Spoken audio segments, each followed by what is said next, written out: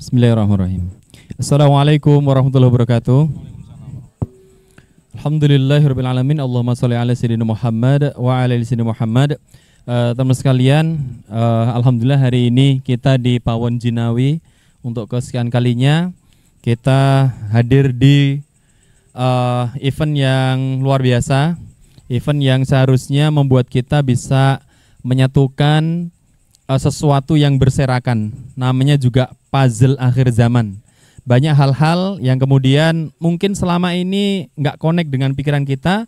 Ternyata kalau kita sudah punya gambaran besar, ternyata hal yang kita tidak tahu itu menjadi kita bisa menempatkannya di mana. Kenapa? Karena gambaran besar itu penting sehingga berbagai permasalahan dan juga ide-ide yang bertebaran di sekitar kita itu bisa kita tempatkan di mana posisinya. Itulah bicara soal puzzle. Nah, mari kita mulai event pada malam hari ini dengan baca bacaan basmalah.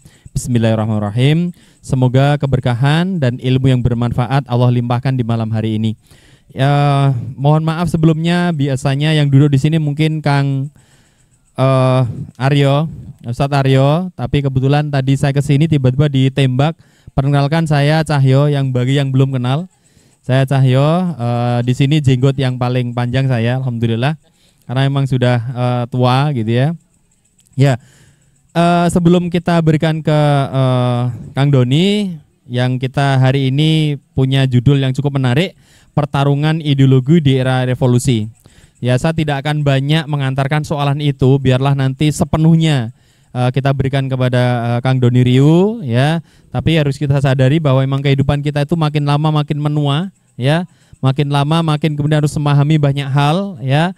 Terkadang makin lama juga kita lihat, ya, makin aneh zaman ini, ya.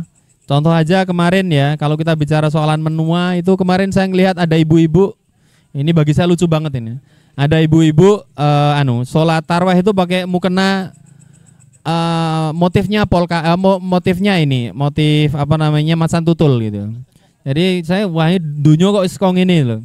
Biasanya kalau mukena itu kan putih bersih gitu ya. Itu ada ibu-ibu sholat itu mukenanya motif macan tutul itu. Saya cuman kebayang nanti kalau waladhdallin itu bukan amin tapi rar gitu ya, karena macan tutul gitu ya. Nah itu dunia ini semakin aneh. Dulu kita bayangkan ketika era kemerdekaan itu kita bayangkan wah, damai-damai aja karena kita sudah mengusir penjajah gitu ya. Ternyata makin kesini makin aneh gitu loh. Ya, orang yang benar dipersalahkan, orang yang salah diangkat-angkat. Jadi dunia ini memang sudah makin nggak jelas ya. Bukannya kemudian ya makin membuat kita lebih terang benderang, tapi justru yang ada kayaknya kok makin suram ya. Nah, lalu bagaimana sebenarnya kehidupan khususnya ya negeri ini ya, khususnya pasca era revolusi. Ini berarti ini ya setelah 45 ya? Setelah 45 ya. Nah, itu seperti apa? Ya, kenapa kemudian ada peristiwa-peristiwa yang kayaknya kok nggak selesai ini konflik yang ada di negeri ini. Nah, sepenuhnya ya kita serahkan kepada Kang Doni Riu. Ini juga mengingat cuaca seperti ini gitu ya. Nggih. Monggo Kang Doni. Nggih, matur nuwun Mas Cahyo. Bismillahirrahmanirrahim. Assalamualaikum warahmatullahi wabarakatuh. Alhamdulillahirabbil alamin. Alhamdulillahilladzi arsala rasulahu bil huda wa dinil haq liyudhhirahu 'ala dini kullih walau karihal musyrikun walau karihal kafirun walau karihal munafiqun. Asyhadu an la ilaha illallah wa asyhadu anna Muhammadar Rasulullah. Allahumma shalli wa sallim wa barik ala sayyidina Muhammad wa ala alihi wa sahbihi wa man tabi'ahum bi ihsan ila yaumiddin. Alhamdulillah, tidak lupa kita berterima kasih kepada Allah karena telah mengutus Rasulullah Muhammad sallallahu alaihi wasallam dengan membawa petunjuk bagi kita Al-Qur'an dan Sunnah. Karena tanpa Allah mengutus beliau, kita tidak akan menemukan jalan benar, jalan yang lurus, jalan yang hak untuk kembali ke tempat Bapak kita, yaitu di surga. Maka sholawat serta salam sudah selayaknya kita sampaikan kepada beliau Rasulullah Muhammad SAW, juga kepada keluarga beliau, kepada para sahabat, tabi'in, dan semoga melimpah kepada kita semua. Baik, teman-teman yang dirahmati Allah, hari ini kita akan fokus membahas pasca proklamasi 1945. Tetapi untuk memberi konteks yang lebih jelas, kita akan membahas sedikit mereview materi-materi sebelumnya. Kita sama-sama sudah paham, yang sudah mengikuti pasal akhir zaman ini cukup lama, bahwa di abad pertengahan dunia ini ada sebuah negara adidaya yang itu berideologi Islam.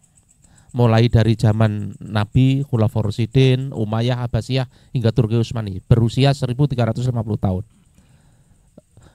Di barat itu juga ada negeri Kristen di Romawi Barat, walaupun nanti sudah mulai runtuh, itu ada negeri Kristen besar. Kemudian di timur ada Romawi Timur atau kita mengenalnya dengan Bizantium. Kalau kita lihat di abad pertengahan itu baik barat maupun timur itu negara agama.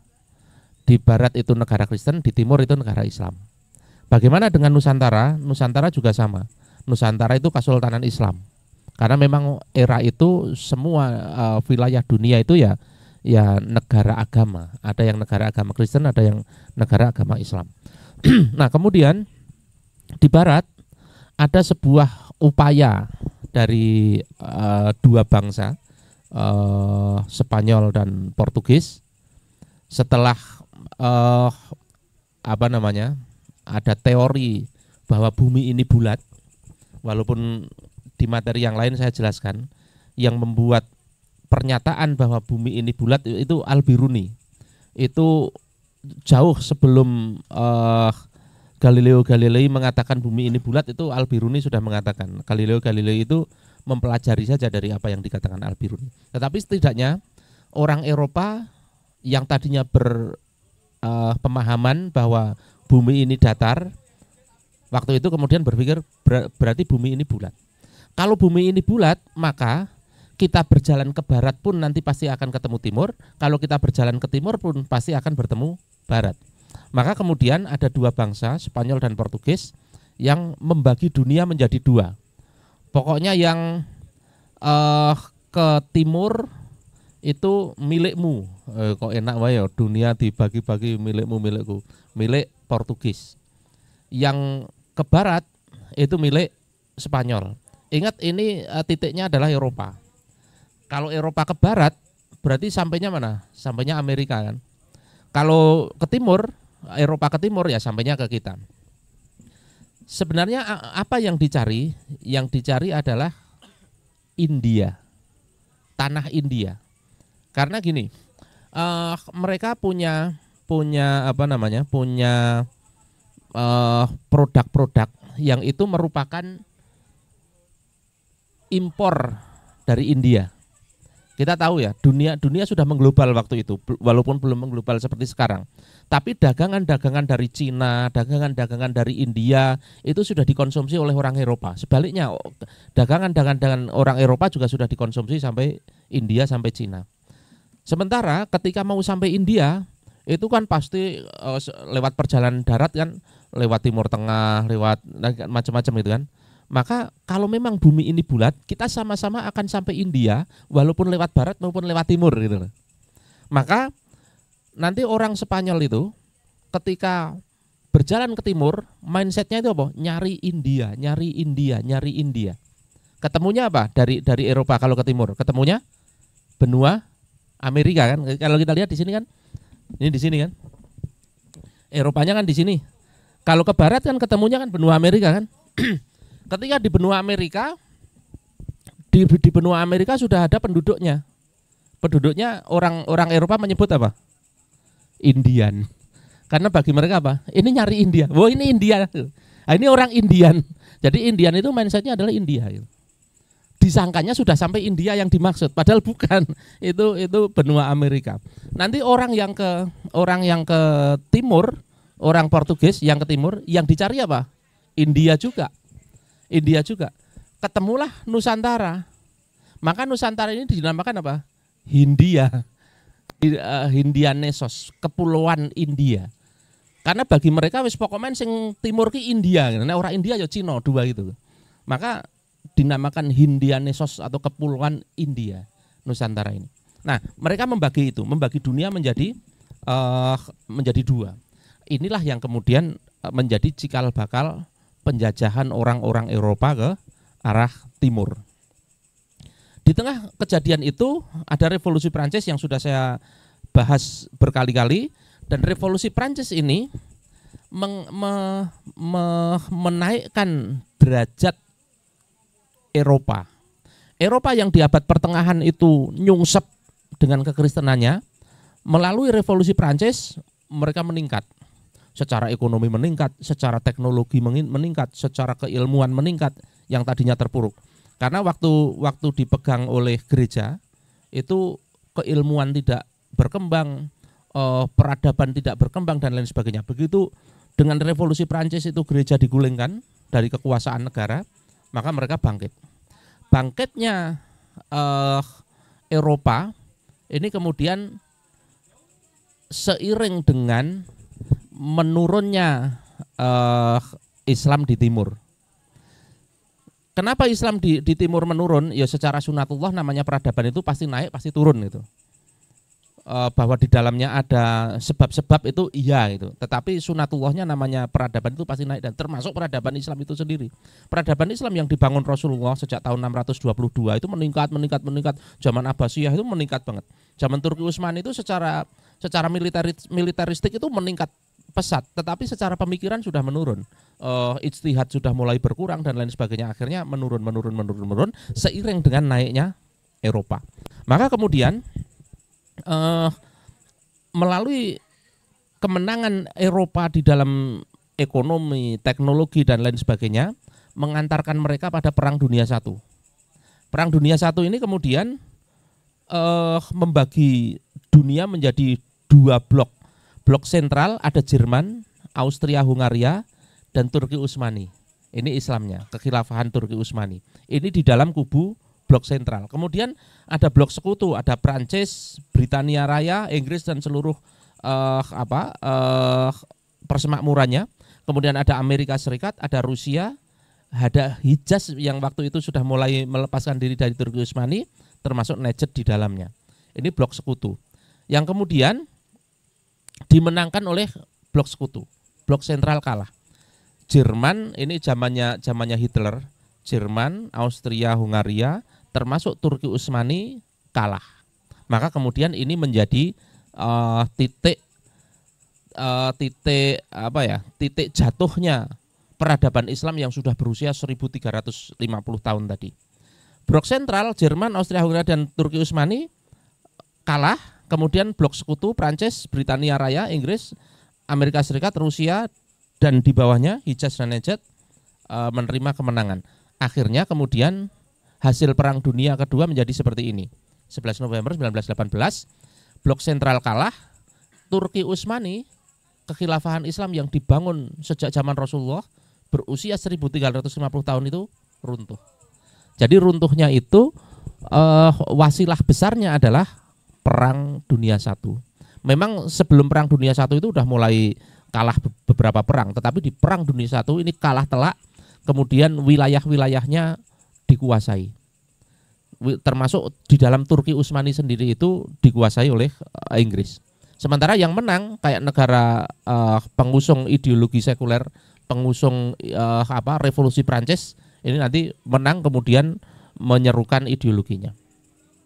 Pengaruh di Nusantara apa? Pengaruh di Nusantara, kelahiran ideologi sekuler di Nusantara melalui politik etis, politik balas budi yang sudah kita bahas di pertemuan sebelumnya.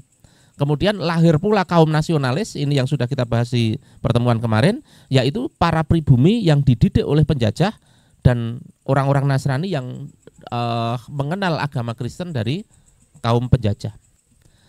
Tidak lama Perang Dunia I kemudian disusul dengan Perang Dunia Kedua. Blok poros ada Jerman, Jepang dan Italia menghadapi dengan blok sekutu lagi. Ada Amerika Serikat, Britania Raya, Soviet, Cina, Prancis, Belanda masuk di sana. Nah, di dalam Perang Dunia II ini blok poros kalah dengan ujungnya adalah ditaklukkannya Jepang oleh Amerika Serikat dengan bom atom Hiroshima Nagasaki itu, yang kemudian mengantarkan blok sekutu menang sementara blok poros kalah. Nah, dampaknya di Nusantara karena waktu itu yang sedang menguasai Nusantara itu Jepang, sementara Jepang itu masuk blok poros dan Jepang itu dihabisi oleh Amerika Serikat, sehingga di Nusantara menjadi kosong kekuasaan. Nah, pengaruhnya di Nusantara apa? Karena kosong kekuasaan, muncullah BPUPKI seperti yang sudah kita bahas di pertemuan kemarin. Ada panitia 9, menyusun piagam Jakarta, proklamasi, penghapusan 7 kata yang sudah kita bahas kemarin. Nah, kita startnya di sini. Startnya apa? Sudah proklamasi, sudah mendirikan Indonesia, kemudian sudah sepakat dengan piagam Jakarta yang di dalamnya ada 7 kata, negara berdasarkan ketuhanan dengan kewajiban menjalankan syariat Islam bagi pemeluknya, tetapi kemudian dihapus seperti yang kita bahas di film 7 kata itu. Kemudian disusul dengan masuknya nikah ke Indonesia. Ini sudah berdiri Indonesia. Maka saya pakai istilah Indonesia. Kalau belum berdiri Indonesia, saya istilahkan Nusantara. Kalau saya istilahkan Indonesia, artinya berarti sudah berdiri Indonesia. Sudah entitas negara Indonesia itu sudah berdiri. Lah nikah itu adalah bentukan Belanda, Netherlands Indisch Civil Administratie. Artinya pemerintahan sipil Netherlands di Hindia tadi. Maka Indisch tadi, Indisch maksudnya India. Nah, di Indonesia itu disebutnya adalah India gitu, kepulauan India. Maka Netherlands Indisch Civil Administratie. Nah, mereka nek zaman sebelumnya kan dengan Hindia Belandanya, Nusantara ini didirikan pemerintahan yaitu Hindia Belanda. Nah, setelah proklamasi Belanda membuat lagi entitas namanya nikah. Kemudian kekuatan militer masuk untuk melegitimasi secara de facto bahwa di tanah ini, di tanah yang kemudian sudah berdiri Indonesia itu didirikan nikah. Nikah itu berarti pemerintahan di bawah kekuasaan Belanda. Itu terjadi di bulan September. Ingat proklamasinya Agustus ya, proklamasinya Agustus. Kemudian September bulan depannya itu nikah sudah masuk. Merespon ini, kemudian muncullah resolusi jihad 22 Oktober 1945. Tetapi sebenarnya sebelumnya sudah ada rentetan kejadian. Dengan masuknya nikah, kemudian secara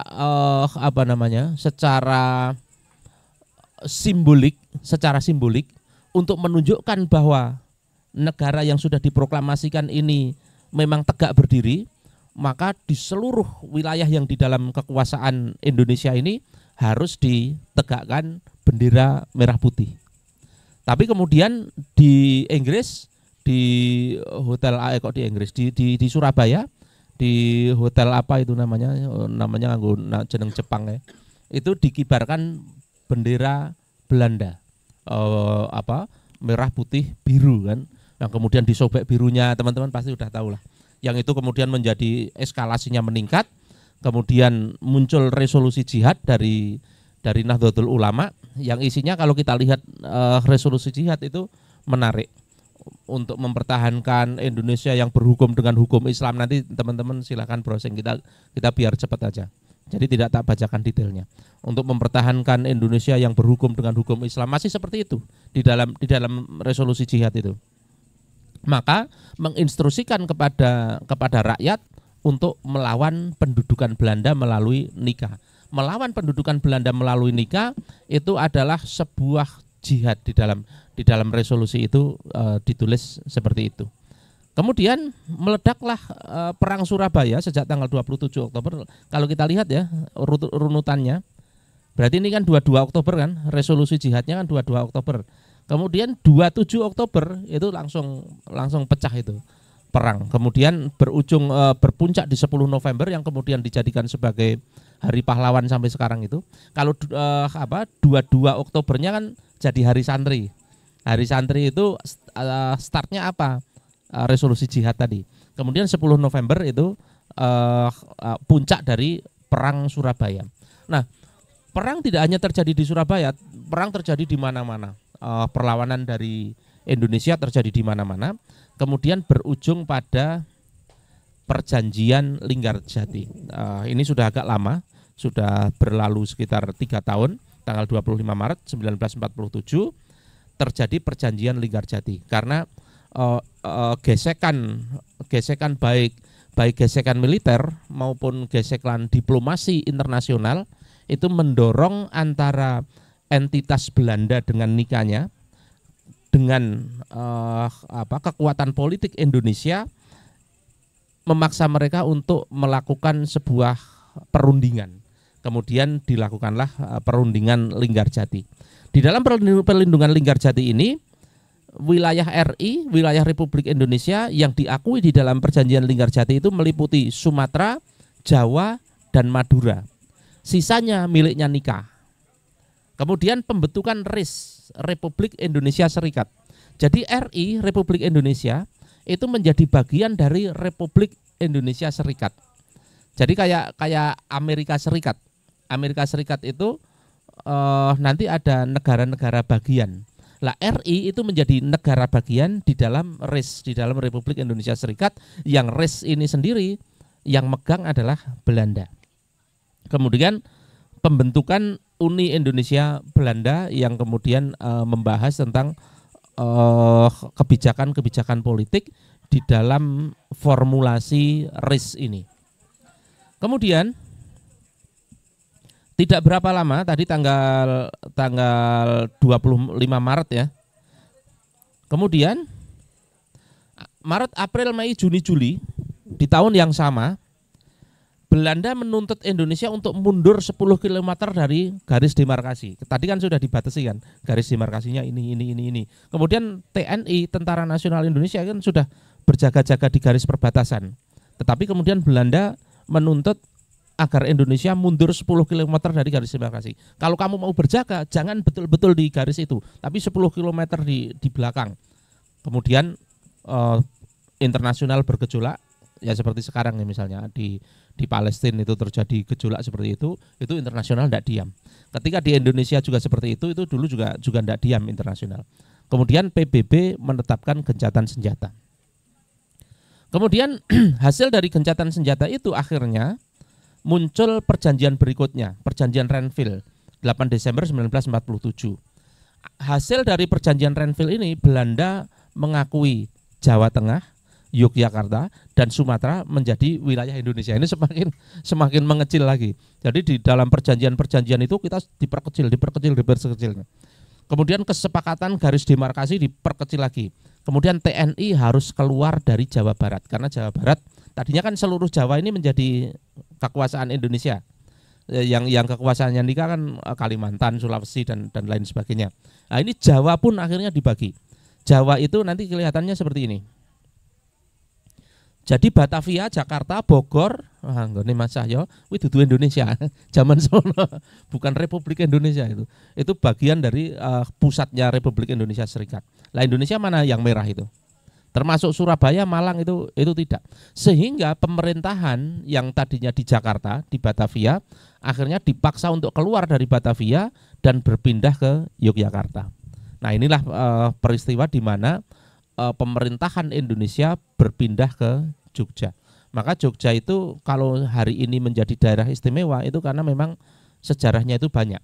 Sejarahnya itu mulai dari Mataram juga ada di sini, Ngayogyakarta juga ada di sini, dan itu adalah negara yang independen. Ketika NKRI diproklamasikan, Ngayogyakarta itu negara yang independen. Istilahnya orang meh gabung wae iki iso asline gitu. Tapi kemudian bergabung. Nah, ini yang kemudian membuat Yogyakarta ini menjadi istimewa. Mulai sejak Kesultanan sampai di fase ini Yogyakarta memang di peta politik Indonesia ini menjadi sangat istimewa. Termasuk ketika pemerintahan Republik Indonesia dipindahkan ke Yogyakarta. Tidak puas dengan itu, akhirnya Belanda melakukan agresi lagi. Pokoknya intinya ini pengen lagi menguasai kabeh gitu. Ada perjanjian dipepet lagi, perjanjian dipepet lagi, perjanjian terus begitu. Lah ini setelah perjanjian tadi yang memaksa Indonesia untuk memindahkan ibu kotanya ke Yogyakarta, dipepet lagi dengan agresi militer 2. Agresi militer 2 ini Soekarno dan Hatta ditangkap oleh Belanda. Kemudian diasingkan ke Digul kalau nggak salah. Kemudian Republik Indonesia secara de facto kosong kekuasaan. Kemudian ada sebuah inisiatif untuk mendirikan pemerintahan darurat di Sumatera oleh Syafruddin Prawira Negara. Nah, di masa inilah kemudian muncul NII. Nah, teman-teman yang hari ini tahu kabar NII ternyata bagaimana munculnya di saat ini. Kartosuwiryo itu memproklamasikan negara Islam Indonesia di Jawa Barat, di tempat ini tadi. Jadi ceritanya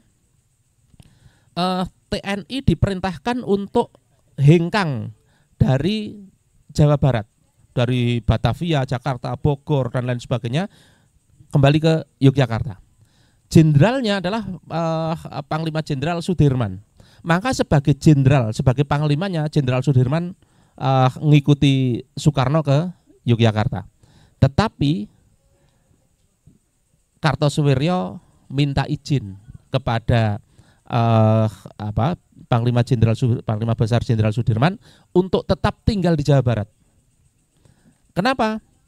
Kalau Jawa Barat itu betul-betul dikosongkan dari kekuatan Tentara Nasional Indonesia, maka semakin istilahnya semakin ngawu-awu gitu. Si Belanda semakin ngawu-awu. Dan akhirnya diizinkan oleh Jenderal Sudirman, Kartosuwiryo diizinkan. Jadi gini, Kartosuwiryo itu adalah komandannya Hizbullah, bukan Hizbullah yang sekarang ya, Hizbullah di Indonesia. Indonesia ada Hizbullah juga waktu itu. Lah Hizbullah itu pasukan di bawahnya Kartosuwiryo. Di mana ketika ibu kota dipindahkan ke Ngayogyakarta tadi, Jenderal Sudirman secara simbolis harus meninggalkan Jakarta, maka kemudian secara de facto Jawa Barat tetap ditunggui oleh Kartosuwiryo dengan pasukannya. Nah, kita harus paham siapa itu Kartosuwiryo. Kartosuwiryo itu temennya Soekarno. Jadi Soekarno itu punya guru. Siapa gurunya Soekarno? Hosok Raminoto. Hosok Raminoto itu punya 3 murid. Soekarno, Kartosuwiryo, dan siapa? Bukan. Sing sosialis siapa? Sing saiki Tan Malaka. Jadi ada 3. Ada Soekarno, ada Kartosuwiryo, ada Tan Malaka. Dan ini unik. Soekarno itu nanti sekuler nasionalis, Tan Malaka ini nanti sosialis, Kartosuwiryo ini Islam. Jadi Hosok Raminoto itu punya tiga murid yang 3-tiganya itu beda ideologi.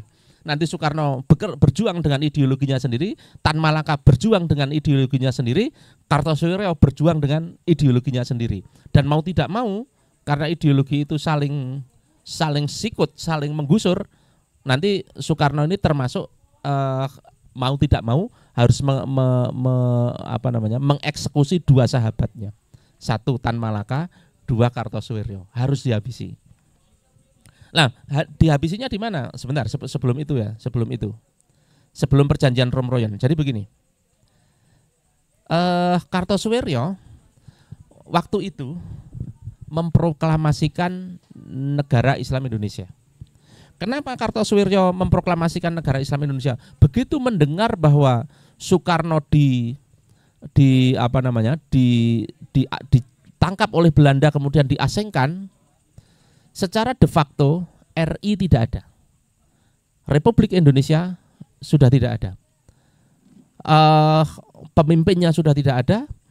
Daerah kekuasaannya sudah diambil alih oleh Belanda. Maka kemudian dengan kekosongan kekuasaan itu, Kartosuwiryo mendeklarasikan NII, Negara Islam Indonesia. Maka kalau NII itu dituduh memberontak kepada Indonesia, kepada NKRI, itu salah. Karena waktu itu NKRI-nya tidak ada. NKRI-nya itu disikat sama Belanda. Kalaupun dianggap memberontak, NII itu memberontak kepada siapa? Kepada Belanda, kepada Nika.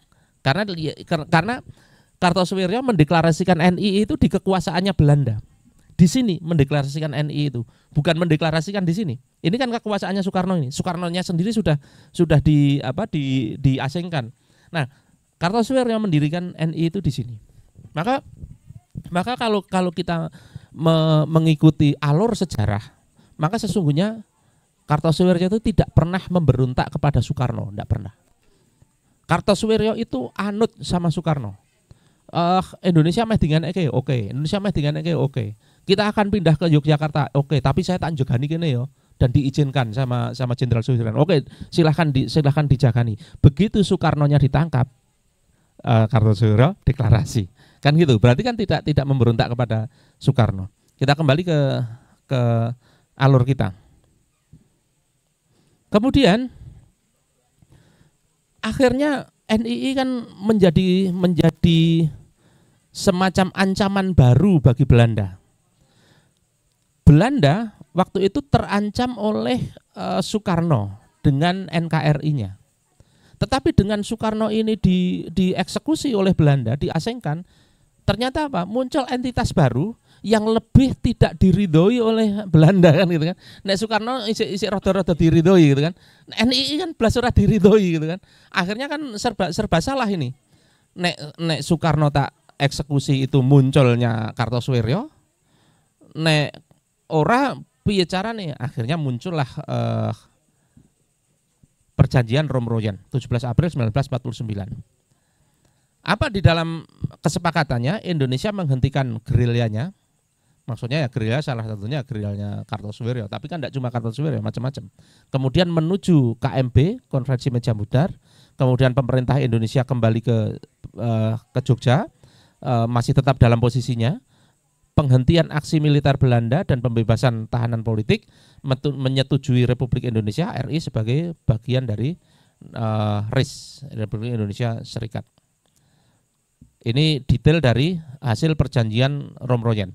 Kemudian tidak lama berlanjut ke KMB, Konferensi Meja Bundar. Nah, Konferensi Meja Bundar ini adalah semacam konklusinya Belanda. Akhirnya mau tidak mau Belanda mengakui Soekarno dan NKRI-nya daripada sing muncul engko akhirnya NII itu. Itu semakin tidak menguntungkan bagi Belanda. Akhirnya Belanda mau mengakui pemerintahan NKRI dengan Soekarno sebagai pemimpinnya dan menyerahkan seluruh wilayah yang diklaim kecuali Papua Barat. Nanti Papua Barat ada kisah sendiri. Soal Papua Barat ada kisah sendiri. Berarti seluruh yang seperti yang kita lihat di peta Indonesia sekarang ini diserahkan oleh Belanda kepada Soekarno dan NKRI. Minus Papua. Nanti Papua ada kisahnya sendiri. Kemudian tidak hanya itu, Republik Indonesia harus menanggung 4,3 miliar gulden hutang perang Belanda. Jadi Belanda itu kan punya perang melakukan perang terhadap Pangeran Diponegoro, perang Jawa gitu kan, Imam Bonjol dan lain sebagainya, yang itu pasti menghabiskan banyak dana, banyak biaya, dan itu utang. Akhirnya, Indonesia dan seluruh wilayah yang diklaim tak serahkan ke kamu, tetapi kamu harus membayarnya. Membayarnya dengan apa? Dengan nanggung utang Belanda. Jadi utang perang Diponegoro itu yang bayar kita sendiri. Biaya perang Diponegoro yang bayar kita sendiri. Akhirnya gitu. Dan satu lagi, yang ini tidak tertulis. Syaratnya untuk bisa untuk Belanda mau mengakui, salah satunya apa? Eksekusi terhadap Kartosuwiryo. Dan Soekarno diceritakan Soekarno itu sempat galau, sempat bingung. Karena bagaimanapun Kartosuwiryo adalah sahabatnya, temannya, walaupun beda ideologi. Tetapi karena kepentingan politik dan desakan dari Belanda, konon ini saya juga mendapatkan berita yang tidak saya tidak tahu kevalitannya, tetapi konon yang menguatkan Soekarno untuk mengeksekusi Kartosuwiryo itu Megawati. Sudah eksekusi aja gitu. Akhirnya dieksekusi. Waktu itu Megawati ya masih muda lah. Belum seperti sekarang. Nah, Kartosuwiryo akhirnya dieksekusi. Nanti Tan Malaka juga dieksekusi di waktu yang berbeda. Akhirnya kemudian berakhirlah konfrontasi antara Belanda dengan NKRI. Akhirnya Belanda pulang, kecuali Papua. Nanti Papua ada ceritanya sendiri. Belanda pulang, Jawa, Sumatera, Kalimantan, Sulawesi, Bali, Nusa Tenggara dan lain sebagainya itu sudah ke Indonesia. Akhirnya apa? Kembali lagi kepada problem sebelum invasi dari Belanda. Problemnya apa? Masih ingat yang problem 7 kata? Ki Bagus diminta untuk menyetujui, bukan diminta ya, dipaksa, dibujuk untuk menyetujui penghapusan 7 kata. Dengan iming-iming apa? Dengan iming-iming bahwa 6 bulan lagi kita bikin undang-undang. Jadi UUD 45 itu waktu itu undang-undang sementara sifatnya. UUD 45 yang sampai sekarang kita pakai itu waktu itu adalah undang-undang sementara. Karena apa? Nanti setelah Indonesia ini berdiri, yang penting ono undang-undang dasar isik. Nanti setelah ini berdiri kita bikin undang-undang dengan istilahnya dengan waktu yang tidak terburu-buru. Nanti ini tipu muslihatnya. 7 kata ini hapus saja. Tetapi nanti umat Islam saya beri kesempatan untuk memasukkan syariat-syariat yang diinginkan ke dalam undang-undang melalui sidang yang baru. Tetapi sidang itu tidak terjadi. Kenapa? Karena datang serangan-serangan dari Belanda tadi, hampir 9 tahun berlangsung. Akhirnya itu selesai. Konfrontasi militer dengan Belanda selesai. Akhirnya apa? Memori untuk kembali menyusun undang-undang itu muncul lagi. Maka dorongan dari muslimin muncul lagi. Dorongan apa? Dorongan untuk menyusun konstitusi lagi. Jadi kembali seperti BPU PKI. Karena ini urusan luar negeri sudah selesai, kita sekarang ngomong konstitusi lagi. Maka diadakan pemilu konstituante. Maka pemilu konstituante itu bukan pemilu seperti halnya pemilu sekarang milih DPR, milih enggak. Pemilu konstituante itu bikin UUD. Kalau sekarang kan pemilu itu kan bukan DPR MPR kan enggak bikin UUD kan, UUD-nya sudah ada. Nah, waktu itu karena UUD 45 itu masih sifatnya sementara, maka kita pemilu bikin Dewan Konstituante, yang Dewan Konstituante ini nanti merumuskan UUD. Maka terwujudlah itu pemilu konstituante dan melahirkan Dewan Konstituante. Dewan Konstituante bersidang tahun 1957. Lagi-lagi 2 kubu, 2 ideologi yang berhadapan di sidang BPU PKI itu berhadapan lagi di sidang konstituante. Kubu Islam, ingat, ada kubu Islam dan kubu sekuler. Intinya kubu Islam memperjuangkan negara berdasarkan syariat. Kubu sekuler negara tanpa syariat. Intinya begitu. Maka kemudian seluruh umat Islam memilih para wakil yang dia percaya untuk mewakilinya di dalam sidang konstituante. Kemudian sebaliknya. Nah, kalau kita lihat di sidang konstituante, teman-teman lihat di sini, di sidang konstituante itu terdiri dari 2 blok. Ada blok Pancasila dan ada blok Islam. Itu kalau jenengan belajar buku tentang sidang konstituante itu blak-blakan seperti itu. Ada kubu Pancasila, ada kubu Islam. Kubu Pancasila 274 kursi, 53,3%. Kubu Islam 230 kursi, 44,8%. Siapa yang di kubu Pancasila? Ada PNI, Partai Nasional Indonesia, ada PKI, Partai Komunis Indonesia, ada Partai Kristen Indonesia, Parkindo, ada Partai Katolik, ada Partai Sosialis Indonesia, PSI. Kemudian di blok Islam ada Masyumi, Nahdlatul Ulama, NU sudah berpisah dari Masyumi, ada Partai Syarikat Islam Indonesia, PSII, ada Persatuan Tarbiyah Islam, ada PERTI. Kemudian ada kubu sosialis. Kubu sosialis tidak banyak, hanya 10 kursi. Misalnya seperti Partai Buruh, Partai Murba dan lain sebagainya. Ini memperjuangkan ideologi komunis, sosialis komunis. Yang blok Pancasila itu memperjuangkan negara tanpa syariat, yang blok Islam itu memperjuangkan negara dengan syariat, dan yang blok sosialis itu memperjuangkan Indonesia berdasarkan komunis itu. Nah, kalau kita lihat artinya apa? Sampai tahun 1957 perdebatan tentang dasar negara itu masih terjadi. Dan sampai 1957 elemen-elemen Islam baik NU maupun Muhammadiyah, nanti Muhammadiyah masuknya Masyumi, NU sudah membuat partai sendiri. Itu di kubu mana? Di kubu Islam.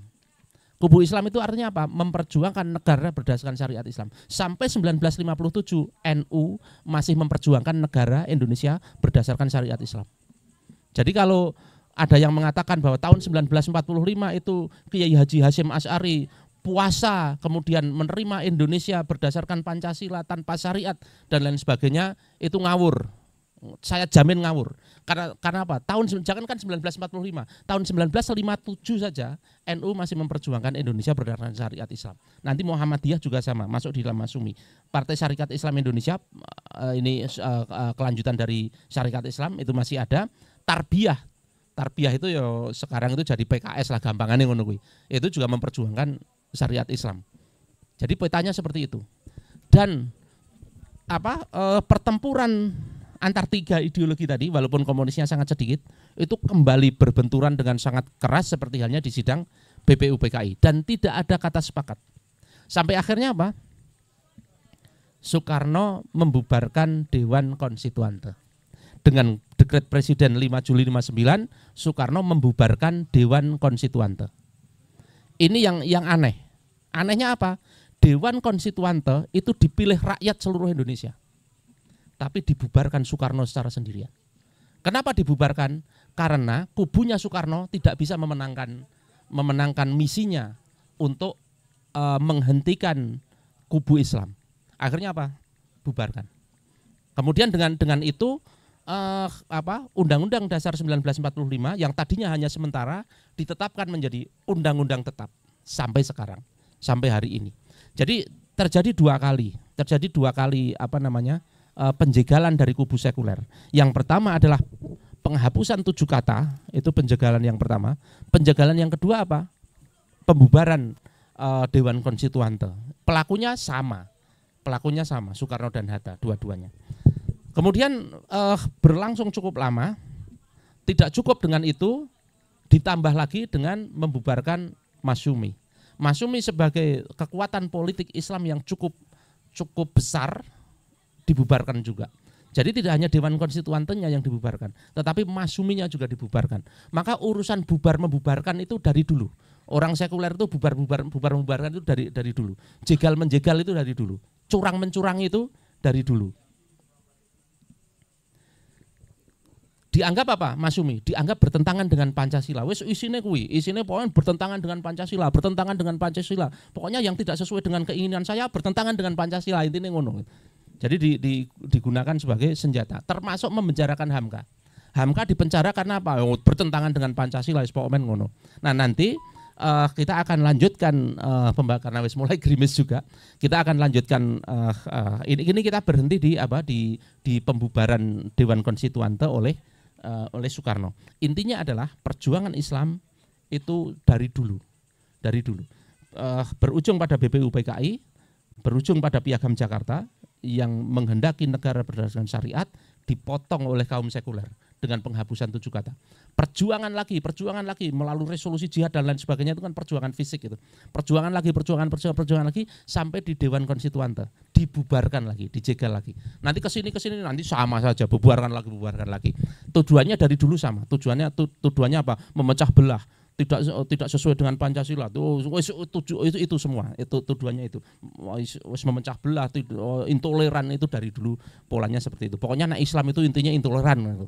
Sementara mereka yang tidak toleran sebenarnya kemudian mengaku toleran. Contoh kemarin ya, yang mau kubu dari Indonesia Timur, orang-orang Nasrani dari Indonesia Timur yang akan memberontak ketika tidak penghapusan 7 kata, yang disebut memecah belah itu bukan mereka. Tapi yang disebut memecah belah justru yang ikut sidang. Itu kan narasi-narasi semacam itu kan dimainkan dari dulu sampai sekarang. Termasuk sampai kemudian pemenjaraan Hamka. Saya pikir itu untuk materi kita hari ini. Cerita belum selesai. Cerita lanjutnya kita sambung di pertemuan berikutnya. Mungkin kita akan lanjutkan dengan diskusi. Monggo Mas Cahyo ya. Luar biasa pemaparan yang runut dari zaman ke zaman ya. Jujur baru kali ini saya ngikuti PAZ ya. Tiba-tiba langsung jadi MC. Aneh aja kalau saya, karena biasanya saya itu main dengan anak-anak muda gitu ya. Ya, sepak bola gitu ya. Atau main dengan anak-anak, tapi puzzle akhir zaman untuk anak-anak gitu ya. dari zaman Rasul sampai zaman Muhammad Al-Fatih. Nah, tiba-tiba disodori dengan pemikiran yang luar biasa, realitas sejarah yang kayak ngacak-acak pikiran saya, termasuk Kartosuwiryo. Ternyata justru ketika mendengar ini justru dia adalah seorang pahlawan sebenarnya gitu loh, yang menjaga satu wilayah supaya tetap dalam payung dari Indonesia itu sendiri sebenarnya gitu loh. Nah, dari sini kemudian saya mikir, oh ternyata ideologi itu begitu ya. Ketika kemudian katakanlah ada 3 sahabat yang ternyata gurunya sama, tapi ternyata punya ideologi yang berbeda. Saya tuh jadi garuk kepala, kok iso ya gurune podo tapi ideologinya beda itu loh. Lah iki sing diajarke apa ya? Piye karepe Ki Bagus Hadikusumo gitu ini. Cokroaminoto iki karepe piye? Lah kok pikirannya beda kabeh gitu loh. Gitu. Jadi ada Tan Malaka dengan sosialisnya, ada Soekarno dengan nasionalis sekulernya, dan ada Kartosuwiryo dengan Islamnya. Dan ternyata ketika terinstal dengan ideologi yang berbeda, nyata ya dalam sejarah ternyata mereka juga akan saling ya menghancurkan, walaupun itu dikatakan pertemanan gitu ya. Itu dikatakan sahabat, tapi ternyata ideologi membuat seseorang kemudian tega untuk menghabisi teman sendiri. Memang mungkin begitulah karakter ideologi ya. Jadi ketika sudah nancep di seseorang, maka dia akan kemudian ya dengan alasan apapun ya tetap akan tega ya untuk kemudian menghabisi temannya. Apalagi kalau kemudian ideologi itu diemban oleh negara, ya itu pasti juga akan ya kemudian menjadikan negara yang tidak seideologi dengan dia akan menjadi lawan gitu ya. Gitu. Jadi inilah yang bisa coba menjadi bahan diskusi kita. Kemudian ada satu hal yang menurut saya menarik. Jadi kalau ideologi Islam itu akan mengatakan begini soal Indonesia. Selamatkan Indonesia dengan Islam, atau selamatkan Indonesia dengan syariat Islam. Itu untuk yang berideologi Islam. Tapi kalau yang berideologi sosialis dan sekuler, dia akan mengatakan selamatkan Indonesia dari syariat. Gitu ya. Beda, jadi terminologinya berbeda. Kalau yang satu selamatkan dengan Islam, yang satu selamatkan dari Islam gitu. Nah, gitu ya. Oke teman sekalian, dibuka forum diskusi. Mungkin ada yang mau tanya, dipersilahkan, monggo.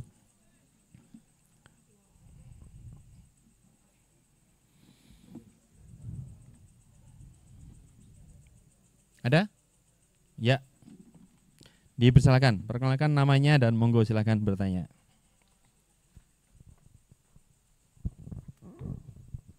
Bismillah, Assalamualaikum warahmatullahi wabarakatuh. Ya, terima kasih. Perkenalan saya Wawan. Pertanyaannya, titik di mana dari kan NU Muhammadiyah Tarbiyah itu kan masih memperjuangkan sampai di Konstituante itu. Di mana titik ketika NU Muhammadiyah itu sudah menerima Indonesia sebagai ya ini ya semacam final gitu ya. Ya. Seperti itu, terima kasih. Wassalamualaikum warahmatullahi wabarakatuh. Ya, monggo. Baik. Jawabannya singkat, di Orde Baru. Nanti di seri Orde Baru kayaknya 2 setelah ini. Setelah ini kita akan bahas 65, bagaimana ideologi komunis bergeliat di Indonesia. Nanti komunis dibabat, muncul sebenarnya gini, sekuler kapitalis ketika NKRI ini diproklamasikan itu belum sepenuhnya. Karena Soekarno itu walaupun sekuler, walaupun nasionalis, tetapi ekonominya dalam kepala dia itu sosialis. Jadi makanya Soekarno itu kan nasakom, nasionalis agama komunis gitu kan. Karena tidak 100% menerima ideologi sekuler ini. Kapitalismenya dia nggak suka. Dia lebih suka komunis. Tetapi karakter komunis itu harusnya internasionalisme. Jadi komunis itu konsepnya ndak ada bangsa. Pokoknya ideologi komunis apapun bangsanya gitu. Wah, ini lagu John Lennon banget ini. Imagine itu. Betul. Makanya Soviet itu kan tidak ngomong bangsa. Soviet itu Republik Sosialis Soviet itu kan tidak ngomong soal bangsa. Siapapun, maka termasuk ketika Musso mendeklarasikan tahun 1948 kan PKI nanti ada dua, ada PKI 1948 atau PKI 1965. Di 1948 itu tokohnya Musso, dan Musso itu afiliasinya ke Soviet. Maka ketika Musso itu mendeklarasikan itu negara Soviet Indonesia, namanya itu negara Soviet Indonesia, ya. Karena bagian dari Soviet gitu. Ya. Karena seperti halnya Islam, komunis itu seperti halnya Islam okay. dalam hal negara, negara kesatuan seluruh dunia gitu. Ya. Nek kapitalis kan enggak nation gitu kan. Nek komunis enggak. Nah, ini yang tidak disetujui Soekarno. Secara ekonomi Soekarno setuju komunis, tetapi secara kenegaraan dia setuju dengan ikatan nation gitu. Okay. Maka nasionalis, agama, komunis. Kita kalau nggak mereteli satu persatu ini nggak mudeng. Nasakomi maksudnya apa sih? Nasionalis itu adalah ikatan kemasyarakatannya. Kemudian agama itu realitas masyarakatnya beragama Islam. Komunis itu ekonominya gitu. Nasakomi itu seperti itu. Nah, saya mau pertanyaannya apa? Titik di mana? Oke. Nah, NU Tarbiyah dan teman-teman di 1965 itu kemudian yang bergeliat itu ideologi komunis. 65. Tetapi komunis di 1965 itu pula dihabisi sampai ke akar-akarnya, sampai ke kader-kadernya itu dibantai, dibunuh kan 1965 itu kan itu. Maka PKI itu betul-betul lenyap itu. Kalau sekarang ada itu ya bocoran-bocorannya yang tidak katut dibantai waktu itu gitu. Dan mungkin itulah ya ideologi gitu. Iya, ideologi. Akar itu tetap terus menjalar. Tetap ada. Nah, nanti ketika PKI itu berhasil dihabisi, maka kapitalisme itu dalam bahasa Islam menjadi kafah. Kapitalisme menjadi kafah itu di era Orde Baru. Itu baik sistem negaranya, sistem hukumnya, sampai sistem ekonominya itu sudah di ideologi kapitalis. Walaupun kapitalisnya masih kapitalis yang semi feodal, karena dipegang Soeharto. Kalau kapitalis liberal seperti Amerika kan betul-betul individual. Nah ini kan masih dipegang Soeharto. Nah nanti betul-betul kapitalis liberal itu setelah reformasi. Nah di fase Soeharto itulah kemudian jadi gini. Di fase Belanda, di fase Hindia Belanda itu kan ada tiga, abangan, santri, priayi. Yang disekulerkan siapa? Priayi. Yang disekulerkan priayi. Abangan ini di masa 1905 di masa PKI dikomuniskan abangannya. Nah, ketika 65 selesai, priayi sudah sekuler, abangan dilucuti komunisnya. Tinggal santri di masa Orde Baru ini spill singkat ya. Di masa Orde Baru Islam itu diposisikan sebagai oposisi. Islam itu diposisikan sebagai oposisi. Makanya NU zaman awal Soeharto itu oposisi. Gus Dur, Cak Nun itu oposisi bagi Soeharto waktu itu di awal Soeharto. Tetapi di tengah-tengah Soeharto kan panjang 32 tahun. Di tengah-tengah fase Soeharto berkuasa itu semacam ada perubahan kebijakan. Sepertinya itu ada bisikan dari Amerika. Bisikannya gini, kalau kamu memposisikan Islam sebagai oposisi, kamu akan berat terus. Karena apa? Mayoritas Islam itu. Kan Soeharto waktu itu di awal kekuasaannya kan Jenderal Merah semua kan. Jenderal Merah semua yang jadi orang terdekatnya kan Jenderal Merah semua. Karena memposisikan Islam sebagai oposisi. Kenapa Islam diposisikan sebagai oposisi? Karena pasti Islam ini punya ambisi untuk menjadikan agamanya ini sebagai ideologi negara gitu. Maka diposisikan sebagai oposisi. Maka orang-orang dekat itu dibuat adalah orang-orang Jenderal Merah. Nah, tetapi di tengah kekuasaan Soeharto nanti ada bisikan dari Amerika. Kamu kalau begitu terus capek itu. Umat Islam yang begitu banyak diposisikan sebagai oposisi, lah terus carane piye? Sing akeh kuwi dadekke bolomu. Dadekke bolomu maksudnya piye? Disekulerke. Maka nanti kalau Belanda itu mensekulerkan priayi, kalau Soeharto itu mensekulerkan santri. Nanti saya ceritakan lengkap di fase Orde Baru bagaimana sekularisasi santri di fase Soeharto. Nanti berujung di tahun 1984 di mana semua santri dalam tanda petik itu dipaksa untuk menerima sekularisme dengan asas tunggal Pancasila itu. Nah, itu titiknya nanti di situ. Maka setelah itu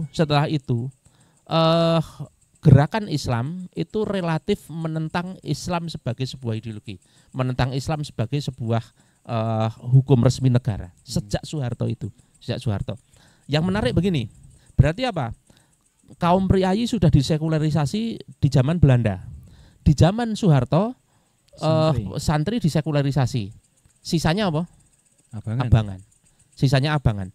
Lah abangan ini ketika santri disekularisasi itu gelem ora gelem kan ngapi-api Islam. Soeharto ngapi-api Islam. Ngapi-api Islam itu apa? Bikin pondok yang bersih, yang tadinya pondok zaman dulu itu gudiken itu kan, kumuh, sekarang menjadi modern, bagus dan lain sebagainya, termasuk bikin MTS, bikin MAN, bikin IAIN itu termasuk. Itu bagian dari itu.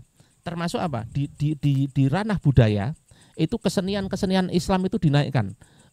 Qasidah, apa nasidaria. Nasidaria kan zaman Soeharto kan. Kenapa nasidaria kemudian yang diangkat? Karena sekularisasi Islam. Kenapa kemudian bimbo naik? Karena itu. Gitu. Kenapa Cak Nun termasuk dengan Kiai Kanjengnya naik? Itu bagian dari itu. Nah, otomatis ketika apa namanya proses sekularisasi santri ini, orang-orang abangan kan katut arus kan. Katut arus. Akhirnya orang-orang abangan hijrah. Orang-orang abangan yang tadinya awam, tadinya terkomuniskan, hijrah. Sing santri jadi sekuler, sing abangan hijrah.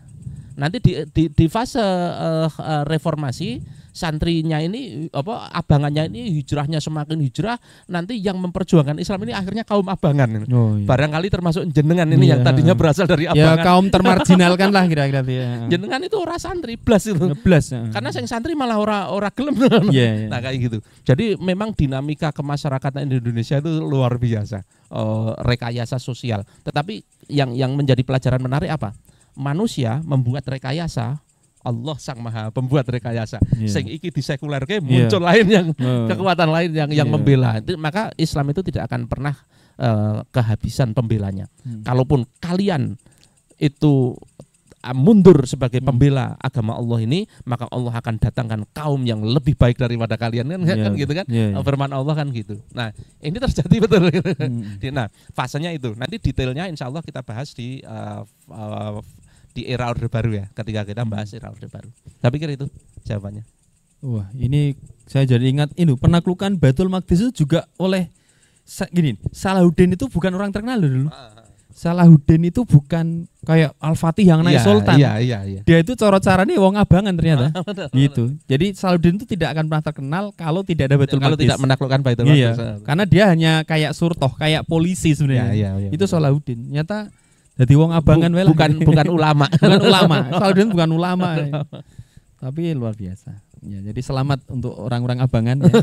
Anda nanti akan menjadi orang-orang yang akan mengubah negeri ini ya. Karena sudah tidak bisa berharap kepada santri yang tersekulerkan dan juga priai yang sudah sangat tersekulerkan ya. Tinggal orang-orang abangan aja. Monggo berikutnya. Ada?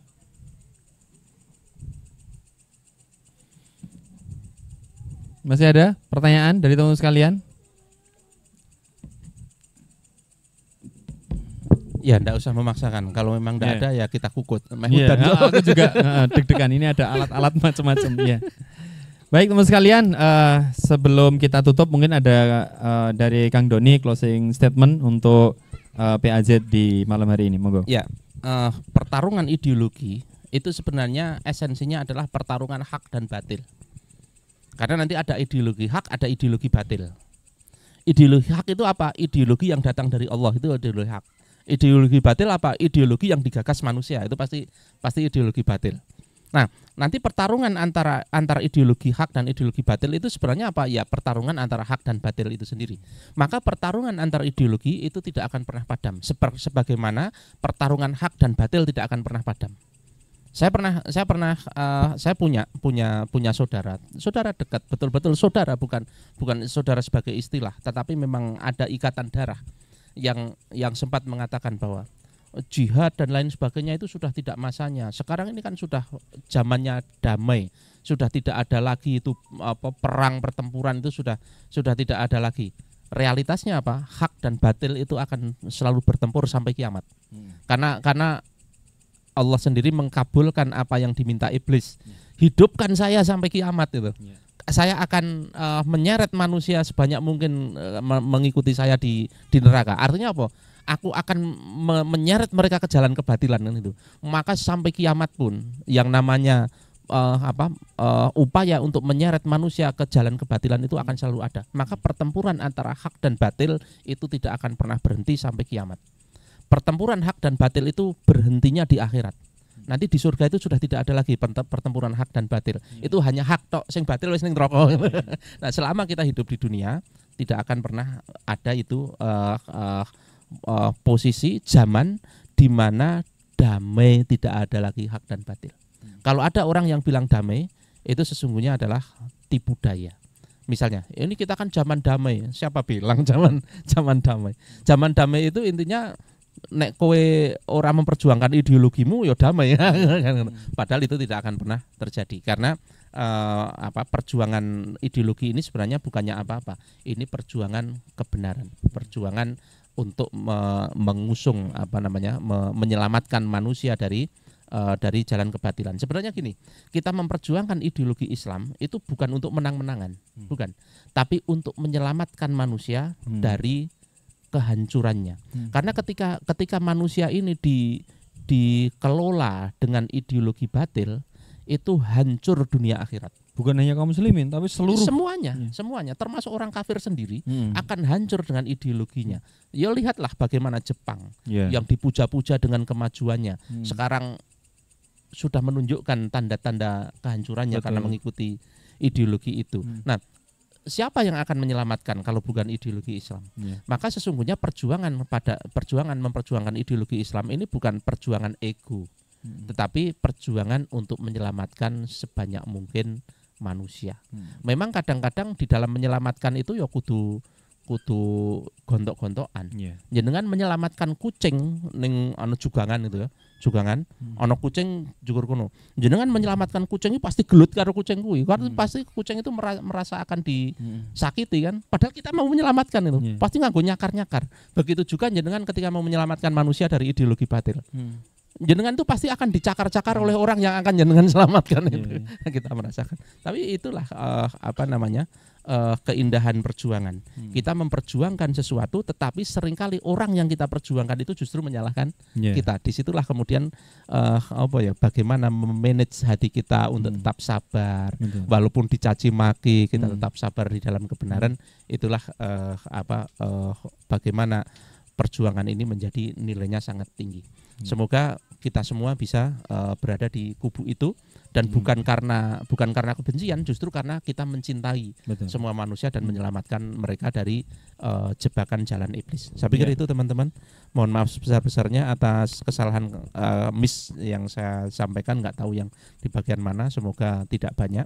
Tetapi jika ada al-haq itu semata-mata dari Allah. Cukup sekian. Assalamualaikum warahmatullahi wabarakatuh. Waalaikumsalam warahmatullahi wabarakatuh. Baik teman sekalian, itu tadi segala sesuatu yang disampaikan oleh Kang Doni di puzzle akhir zaman malam hari ini.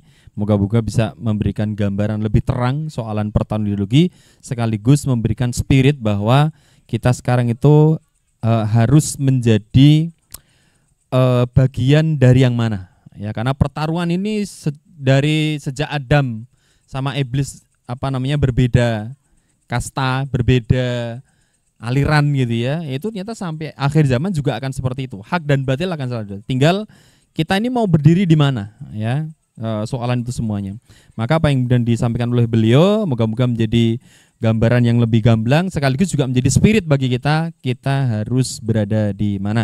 Dan demikian saya Cahyo, mohon maaf banget ya atas segala kekurangan yang kemudian saya bawakan. Kalau itu ada kekurangan itu dari saya, kalau ada kelebihan tolong dikembalikannya. Yaitu saya tutup dengan satu pantun ya.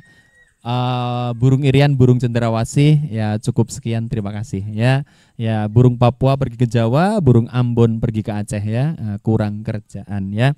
Terima kasih karena terbangnya terlalu jauh ya. Terima kasih, moga-moga kita semua istiqomah dan selamat berjumpa lagi di PAZ bulan berikutnya. Demikian kita tutup dengan bacaan hamdalah, alhamdulillahirabbil alamin, dan kita sempurnakan dengan doa penutup majelis, subhanakallahumma wa bihamdika asyhadu an la ilaha illa anta astaghfiruka wa atubu ilaik. Dari saya cukup sekian. Assalamualaikum warahmatullahi wabarakatuh.